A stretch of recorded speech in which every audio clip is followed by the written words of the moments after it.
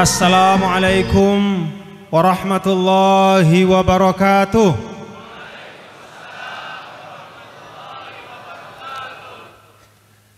Alhamdulillah, alhamdulillah hamdal hamidin, hamdal syakirin, hamdal zakirin, hamdal radin, hamdal mustaghfirin bil ashar, hamda yuwafi ni'amahu wa yukafi'u mazidah.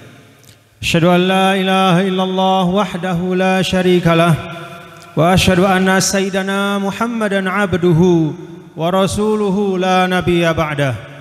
Allahumma salli ala sayyidina maulana Muhammad wa ala alihi wa ashabihi wa man tabi'a hudahu ila yaumil qiyamah, amma ba'du. Yang sama-sama kita muliakan, yang tadi telah memberikan mau'izah hasanah, guru kita, orang tua kita, Habib kita, Al-Habib Maulana Lutfi bin Yahya. Semoga Allah Subhanahu wa ta'ala memberi pemeliharaan kepada Habib Lutfi bin Yahya, diberi kesehatan dan keafiatan, dan sepanjang perjalanan beliau ini menjadi teladan bagi kita, bapak-bapak, ibu, saudara-saudara. Beliau itu usianya sudah tidak muda, tapi dari ujung pulau Jawa, ujung barat ke ujung timur, ujung selatan, ujung utara, ke Jakarta sudah tidak terhitung. Rata-rata jalan darat ratusan kilo. Itulah sirah atau itulah kebiasaan dari keturunan baginda Nabi besar Muhammad sallallahu alaihi wasallam, meneruskan perjuangan datuknya. Alhamdulillah. Beliau sekarang dalam perjalanan kembali ke Pekalongan, dan tidak lama beliau akan keliling terus meneruskan dakwah datuknya.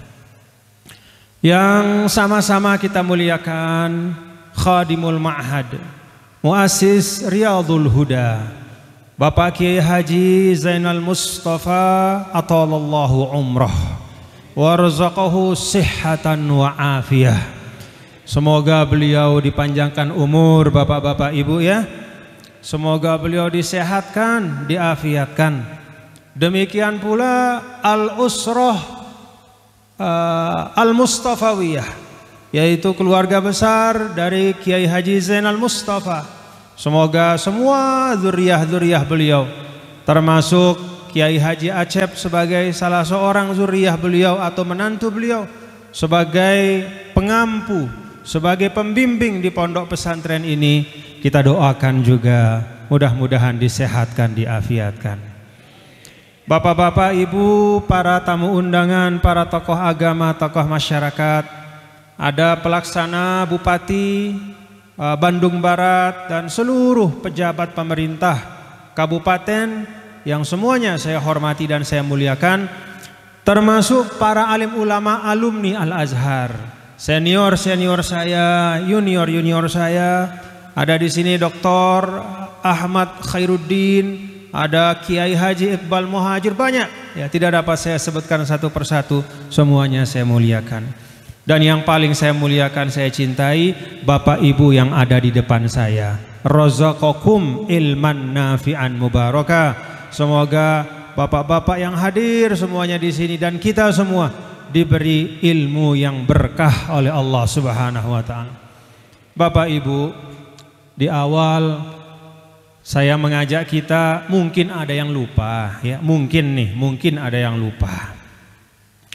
Saya ajak, tadi saya tanya sama Kiai Haji Acep, ini masjid enggak? Iya, ini masjid. Pakai sholat 5 waktu enggak? Iya, ini buat sholat 5 waktu.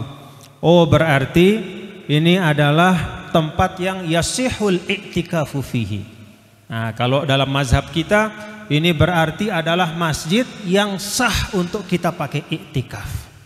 Karena itu ya, karena itu kepada semua yang hadir di sini, mungkin ada yang lupa ya, ketika duduk tadi belum sempat membaca niat i'tikaf. Kita baca sama-sama ya, saya awali lalu diikuti oleh kita semua. Bismillahirrahmanirrahim. nawaitul i'tikaf fi hadzal masjid ma dumtu fihi lillahi ta'ala. Saya niat i'tikaf di masjid ini selama saya ada di dalamnya karena Allah Ta'ala. Nah, bapak-bapak, kenapa saya ajak untuk pasang niat i'tikaf? Ada salah satu keistimewaan dari umat Nabi besar Muhammad sallallahu alaihi wasallam. Sallallahu alaihi wa alihi wasallam. Min khasais al-ummatil Muhammadiyah. Apa itu? Dirumuskan oleh Imam Ghazali dalam ungkapan beliau, taktsirul ujur bita'didin niyah. Kata Imam Ghazali, salah satu keistimewaan dari umat Nabi besar Muhammad sallallahu alaihi wasallam ini adalah melipat gandakan pahala dengan memperbanyak niat.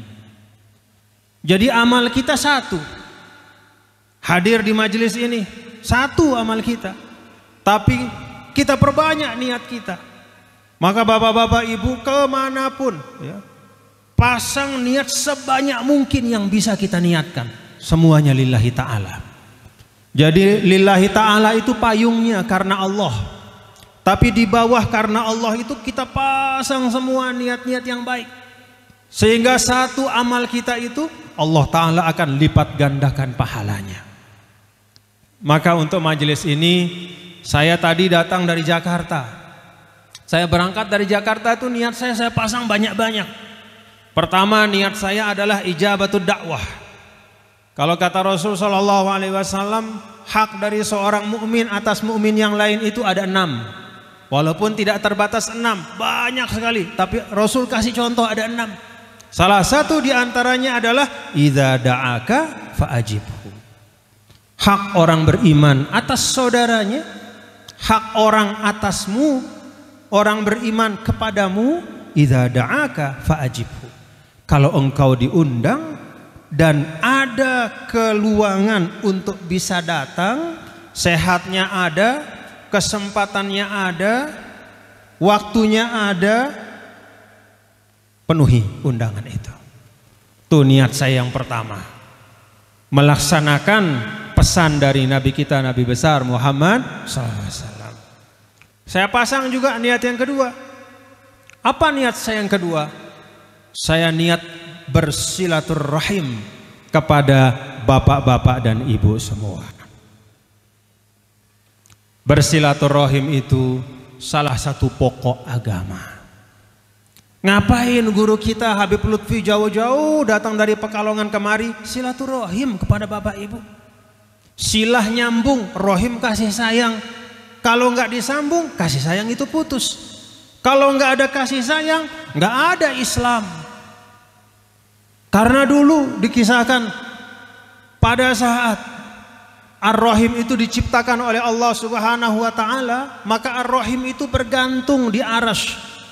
Lalu kemudian Allah Subhanahu wa Ta'ala menyampaikan bahwa siapa saja yang menyambungmu maka saya akan sambung, dan siapa yang memutuskanmu maka saya akan putus. Dengan silaturahim turun keberkahan dari Allah. Itu yang bikin Indonesia kuat, karena banyaknya silaturahim di antara kita seperti ini. Jangan salah bapak-bapak dan ibu-ibu, saudara-saudara sekalian, yang membuat Indonesia ini kaya. Tadi kita simak guru kita Habib Lutfi, apa yang beliau sampaikan kita simak. Tidak hanya sekedar kita dengar, tapi kita masukkan ke dalam hati, kita fahami dalam diri kita bahwa kekuatan kita sebagai bangsa adalah karena silaturahim, jumpa satu sama lain. Maka niat saya yang kedua bersilaturahim. Yang ketiga, saya pasang niat hadir ke tempat ini tolabul ilm, yaitu menuntut ilmu. Tadi saya datang, walaupun masih di tempat sebelah saya sholat, tapi saya udah simak Habib Lutfi menyampaikan tentang bagaimana kebesaran karunia Allah kepada kita umat manusia, kepada bangsa Indonesia. Saya simak, alhamdulillah, itu ilmu. Udah 3 niatnya. Tambah lagi ketika saya sampai di sini, saya pasang niatul i'tikaf. Alhamdulillah. 1 amal 4 niatnya. Itulah bapak-bapak ibu yang bisa menyebabkan kita enggak kalah dari umat-umat sebelum kita. Umat Nabi Muhammad itu umurnya pendek. Kalau kata Nabi, mu'tarakul manaya ma bainas sittin wa sab'in. Datangnya malaikat Israel itu, maut itu datang kepada umatku, kata Nabi SAW, itu antara 60 sampai 70 tahun. Kalau ada yang usianya lebih dari itu, udah alhamdulillah. Dibandingkan dengan umat-umat sebelum kita, jauh. Umat Nabi Nuh ratusan, bahkan ribuan tahun. Cerita-cerita di kitab tafsir tentang Nabi Adam alaihissalam dan keturunannya panjang-panjang umurnya. Tapi umat Nabi Muhammad ini walaupun umurnya pendek, dia diberikan keistimewaan. Salah satu keistimewaan yang membuat walaupun umurnya pendek tapi pahalanya banyak, pahalanya besar, mendapat kemuliaan, bahkan menjadi umat yang pertama kali dibangkitkan kelak dan pertama kali dimasukkan ke dalam surga dengan syafaat, dengan iringan Nabi Muhammad sallallahu alaihi wasallam.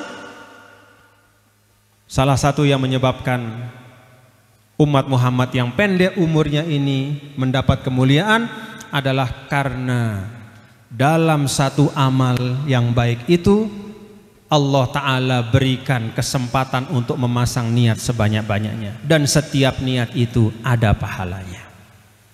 Karena itu, ini yang pertama ingin saya sampaikan kepada Bapak Ibu, dalam hal apapun kita keluar nih pagi-pagi, ya, pagi-pagi kita dengar suara azan di masjid, kita jalan pergi ke masjid. Niat yang pertama sholat subuh, tapi pasang juga niat, ya Allah, niat saya melaksanakan subuh berjamaah mencari ridhomu ya Allah. Pasang lagi niat yang kedua, ya Allah, saya subuh berjamaah ini karena meneladani Rasulmu ya Allah. Dapat tuh pahala meneladani Rasul. Ya Allah, saya niat subuh ini untuk memperkuat persatuan umat ya Allah. Karena umatmu ini kalau berjamaah semakin kuat, dapat lagi 1 pahala. Terus saja cari niat-niat yang baik. Semuanya di bawah lillahi ta'ala, tapi kita perbanyak niatnya.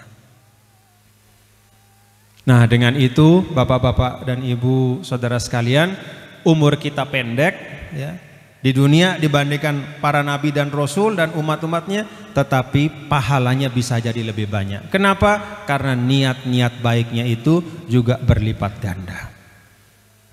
Bapak ibu hadirin dan hadirat sekalian, alhamdulillah wa syukrulillah, pada ulang tahun yang ke-25 Riyadul Huda, saya di mobil tadi diceritakan oleh Kiai Iqbal Muhajir, ya, sahabat saya ini, tentang Riyadul Huda. Begitu saya duduk tadi, Kiai Asep juga menceritakan kepada saya. Hanya satu yang ada di hati saya dan terucap di lidah saya, Masya Allah, Tabarakallah. Kadang-kadang kita merasa, kok hidup kita ini lemah sekali. Dikit-dikit datang masalah, dikit-dikit datang problem. Kadang-kadang hati kita resah, pagi resah, siang resah, malam resah, bahkan sudah dapat rezeki pun masih resah. Mungkin salah satu sebabnya adalah i'timad kita alal makhluk la alal khalq. Karena kita nyandarnya, nih ada tiang nih, kita nyandarnya bertiangnya bukan kepada al-khaliq. tetapi kepada makhluk. Ini yang saya ambil dari Riyadul Huda. Maka kita ucapkan selamat ya Bapak-bapak Ibu ya.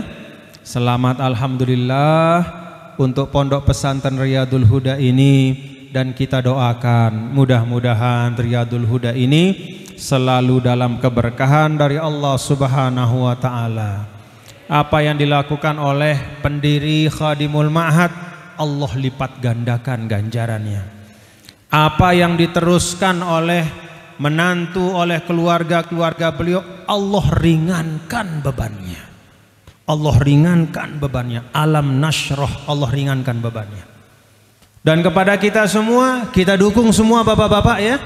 Kita dukung semua bapak ibu.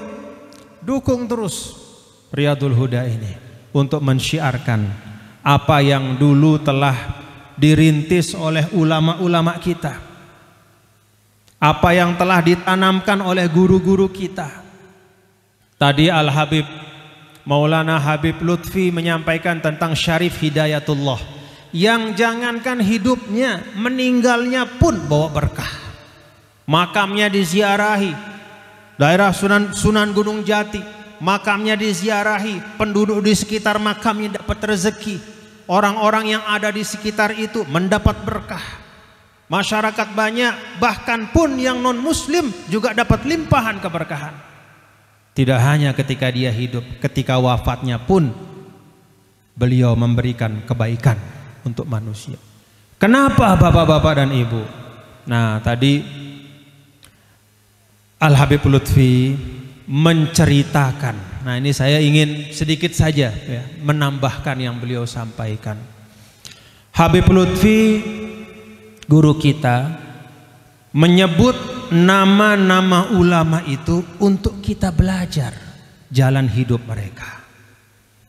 Seperti apa para ulama pendakwah Islam dulu, guru-guru kita, wali songo, ulama-ulama kita berdakwah sehingga Islam tersebar di Indonesia tanpa ada pertumpahan darah.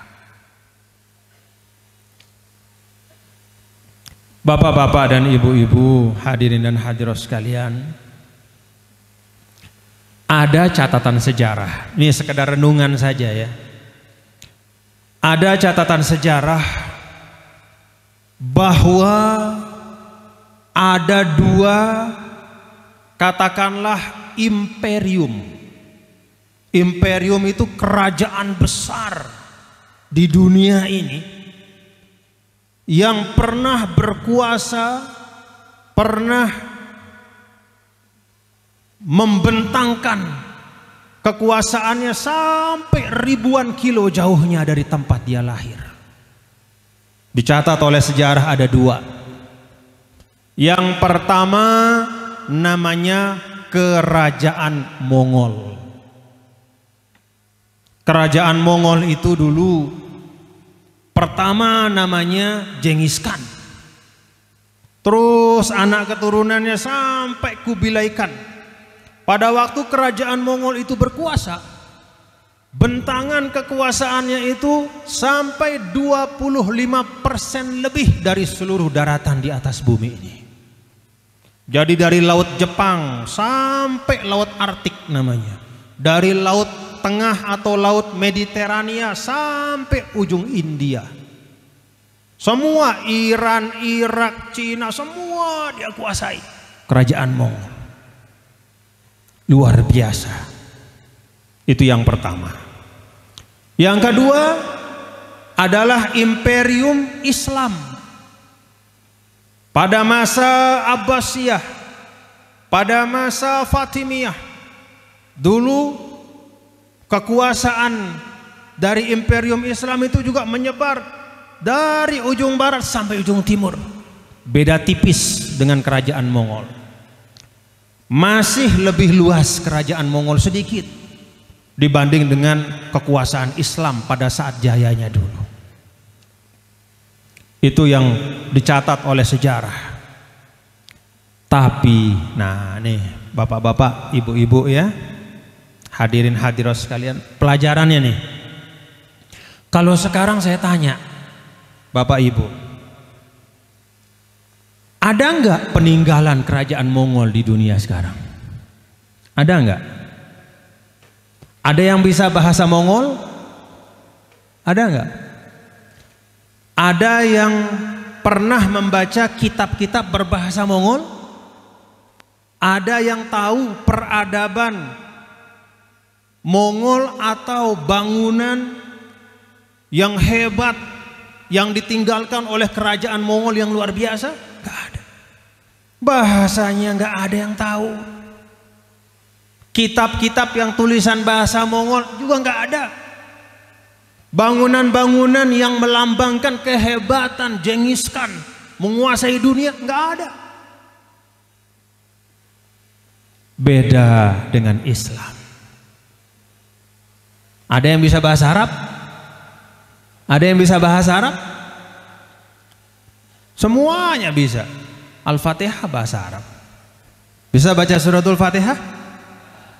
Coba bayangkan, kita ini di Indonesia lebih dari 1000, bukan hanya 1000, bahkan beberapa ribu kilometer jauhnya dari Mekah, beribu-ribu kilo dari Mekah. Kita ini bukan orang Arab.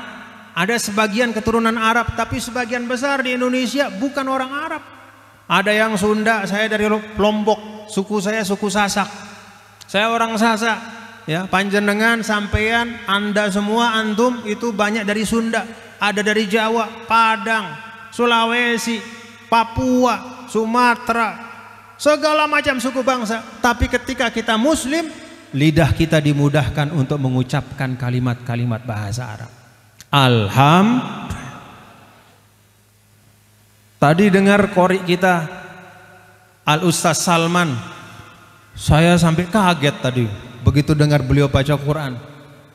Rasanya seperti qori Abdul Basit, Abdul Somad yang di Mesir itu hidup lagi.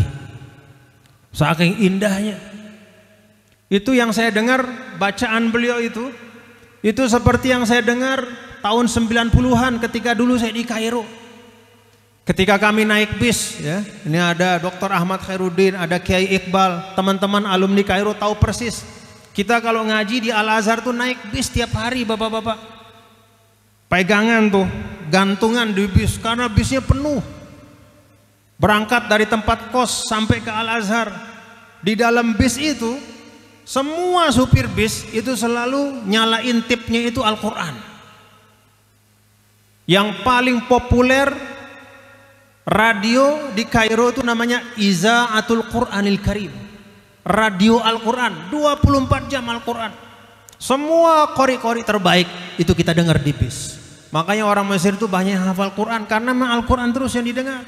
Di bis itu dengan Al-Quran, di pasar-pasar, kios-kios nyalain Al-Quran. Nah, salah satu yang favorit di bis itu adalah Al-Maghfurlah Al-Qari wal Muqri Abdul Basit Abdul Samad. Itu yang paling populer.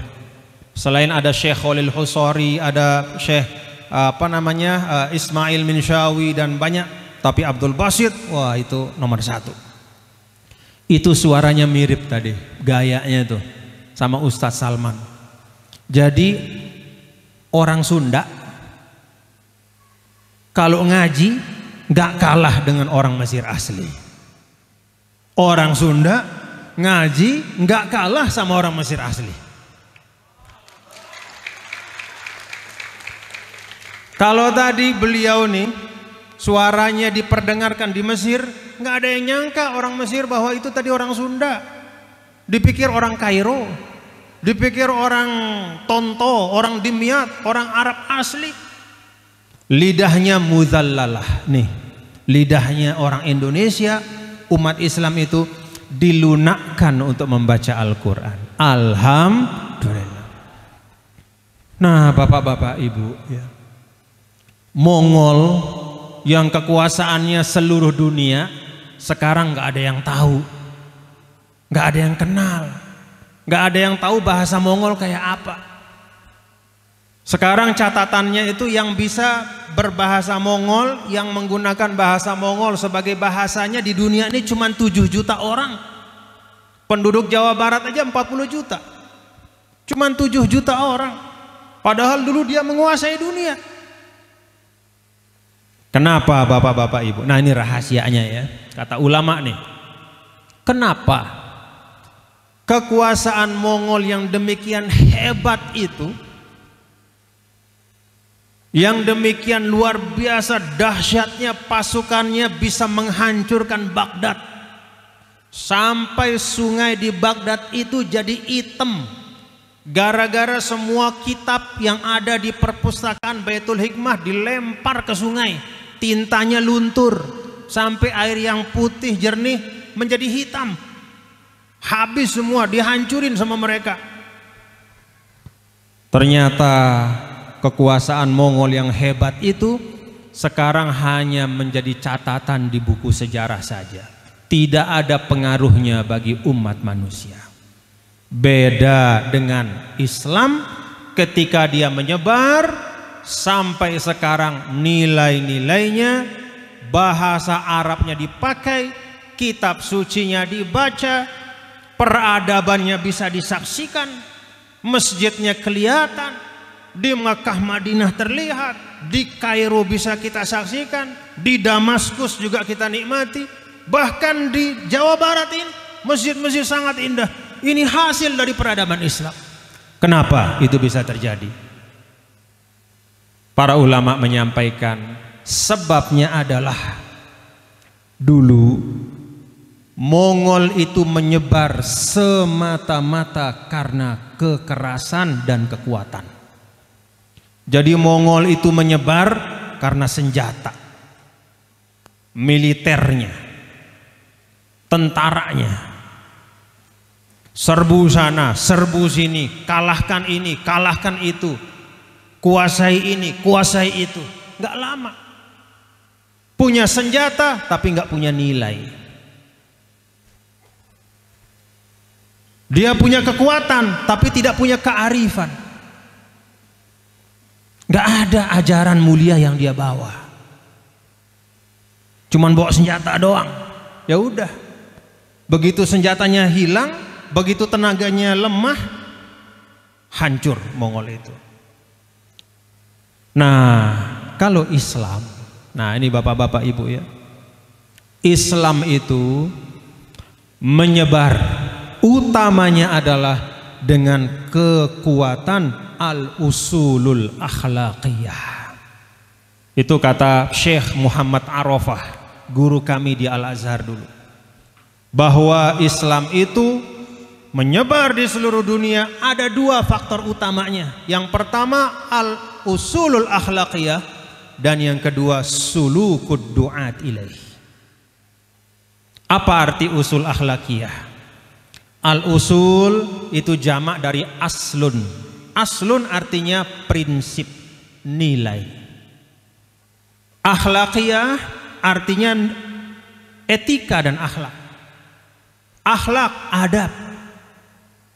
Jadi ketika para pendakwah, para pejuang Islam itu datang, mereka datang ke negara-negara yang jauh itu tidak hanya membawa suara kuda, derap kuda, tidak hanya membawa suara gemerincing senjata, tapi yang mereka bawa nilai-nilai akhlak mulia. Sehingga ketika senjata itu sudah dimasukkan ke dalam sarungnya, ketika kuda itu sudah diikat di tempat ikatannya, nilai-nilai akhlak itulah yang terus menerus menyebar sampailah ke tanah Sunda ini. Pernah dengar ada pedang dari Arab yang datang ke sini? Pernah? Pernah mendengar ada pasukan bersenjata yang datang bawa Islam kemari? Al-usulul akhlaqiyah. Itu yang istilahnya hard power dengan soft power. Hard power itu ya senjata. Apakah senjata nggak penting? Penting pada tempatnya. Bukan berarti dulu umat Islam nggak punya pasukan, punya. Pasukan Islam justru pasukan yang sangat hebat. Tetapi itu hanya mendukung saja, tidak menjadi pokok. Yang paling utama al-usulul akhlaqiyah. Karena itu kalau kita lihat di dalam Al-Quran, bapak-bapak, ibu-ibu, ayat-ayat tentang perang itu hanya sedikit. dibandingkan dengan ayat-ayat yang berbicara tentang akhlak-akhlak yang mulia. Itulah yang dibawa oleh Syarif Hidayatullah, Sunan Gunung Jati, Wali Songo. Mereka tidak bawa pedang, mereka tidak bawa pasukan, tapi mereka membawa akhlak yang mulia. Nah, oleh karena itu saya mengajak kita semua, ya, bapak-bapak, ibu-ibu yang ada di Riyadul Huda ini, mari kita sambung akhlak-akhlak itu. Jadi akhlak-akhlak yang kita terima dari guru-guru kita, udah pegang aja itu. Nggak usah ikut-ikut paham-paham aneh-aneh. Ya. Apa yang kita terima dari masyayikh kita, apa yang kita dapat ijazahnya dari kiai-kiai kita, apa yang kita sudah terima dari habaib-habaib kita, udah pegang udah itu. Ada yang tanya sama saya, ya, ini di Lombok. Tuan Guru katanya, ini ada penceramah mengatakan yang paling bagus itu berpegang pada Quran hadis katanya. Pokoknya harus ada hadisnya, harus ada Qurannya. Jangan hanya pendapat ulama, jangan hanya pendapat mazhab, tapi harus ada ayatnya, harus ada hadisnya. Saya bilang sama yang nanya, gini saja. Ini gambaran sederhana. Itu pohon apa tuh? Pohon apa? Mangga. Mangga ya? Mangga. Ada buahnya enggak? Ada buahnya enggak? Misalnya tuh pohon mangga. Ada buahnya. Buahnya banyak. Lalu kita lihat ada buah yang kulitnya merah. Lalu kita ambil. Wah, kulitnya merah tuh. Ini pasti manis. Lalu kita ambil. Begitu kita kupas, kita potong daging mangganya, kita makan. Ternyata pahit. Bahasa sini apa tuh? Mesem. Asem. Asem. Padahal kulitnya merah. Padahal segernya kalau mata kita, karena kita nggak ahli. Beda kalau orang yang ahli.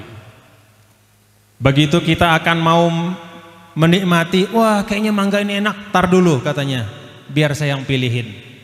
Lalu orang yang ahli itu dia pilih karena dia mengerti. Dia pilih mangga yang paling pas, yang dia tahu mangganya udah matang, lalu dia kupasin, lalu kemudian dia buang bijinya tuh, lalu isi mangga itu dimasukkan ke juicer, lalu kemudian dia nyalain juicernya, dia bikin jadi jus mangga. Begitu selesai jus mangganya jadi, dia tuangkan ke gelas, dia kasih kita. Mau pilih yang mana? Pilih mangga sembarangan hanya gara-gara kulitnya merah, kita petik begitu saja, walaupun kita nggak ahli, resikonya kita dapat mangga yang asam, atau kita biarkan yang ahli milihin kita. Dia ambil yang paling bagus, dia kupas dengan cara yang terbaik, lalu dia masukkan semuanya ke dalam satu juicer, lalu dia nyalain, hasilnya satu gelas jus mangga yang pasti manis.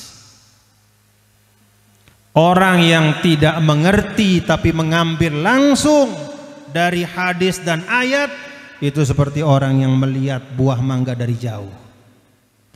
Tapi ketika ulama kita menyampaikan pengajaran kepada kita, murid-muridku, yang ini ajaran agama seperti ini halal, dalam mazhab Syafi'i itu seperti ini, itu seperti seorang yang menyajikan hasil yang terbaik. Udah nggak perlu repot-repot kita milih, udah dipilihin yang paling baik, dikupasin, dijusin, disiapin gelasnya, tinggal kita minum saja. Itulah ibarat dari ulama mengajarkan kita. Syukur apa enggak Bapak Ibu? Syukur apa enggak? Mau metik sendiri apa dapat jus? Mau metik sendiri apa dapat jus? Mau ikut kata ulama atau orang-orang mengaku ulama? Banyak paham aneh-aneh. Karena itu saya sampaikan, tetaplah Riyadul Huda, ya. Apa yang disampaikan Habib Lutfi itu seperti jus. Coba Habib Lutfi datang kemari ngasih kita jus, masa nggak diminum? Minum apa enggak? Alhamdulillah. Ulama-ulama kita, Kiai Acep, biar beliau yang belajar. Udah beliau yang Quran hadisnya udah. Beliau yang baca kitabnya. Nanti tinggal beliau menyampaikan kepada kita inti sarinya. Itulah jalan para ulama. Itulah yang kita warisi, ulama Ahlus Sunnah wal Jamaah. Jadi Bapak Ibu hadirin hadirat sekalian, pokok-pokok ilmu yang telah diambil intisarinya oleh para ulama, itulah yang kita warisi. Sebagai nahdin nahdiyat, keluarga besar Riyadul Huda, mari kita jaga ini semua. Ya. Karena dengan itulah maka cahaya Islam ini akan terus menerangi Indonesia. Ya.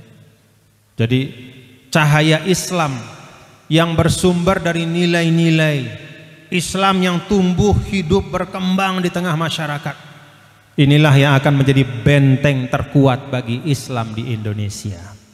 Mudah-mudahan apa yang saya sampaikan ada manfaatnya untuk kita semua, dan pondok pesantren Riyadul Huda ini Allah Ta'ala yahfaz hazal ma'had wa yaj'aluhu ma'hadan mubarakan mahfuzan madal ayyam ma'muran bitullab wa talibat yatakharraju fih tullab wa talibat nujaba wa najibat mujahidin mujahidat muhafizin muhafizat lidinillah walil watan. Amin ya rabbal alamin.